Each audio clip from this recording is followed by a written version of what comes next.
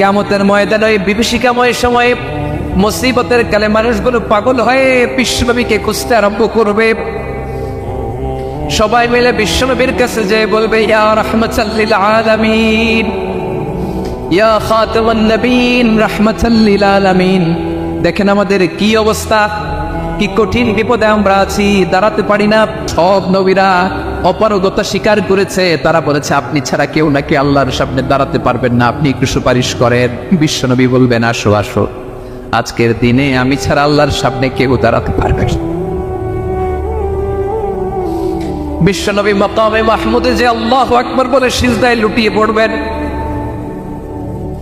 আল্লাহ রাব্বুল আলামিন বিশ্বনবীকে এমন কিছু চমৎকার শব্দ শিখাবেন, ওই শব্দগুলো দিয়ে আল্লাহর প্রশংসা করে বিশ্বনবী কাঁদতে আরম্ভ করবেন।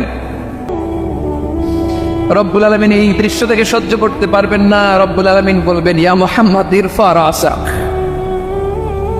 ও নবী আপনি মাথা তুলেন। চাল চটা, যা চাবেন তাই দেব। ওয়াশফা তুশাফা, যার জন্য সুপারিশ করবেন তার সুপারিশ কবুল করে নেবেন।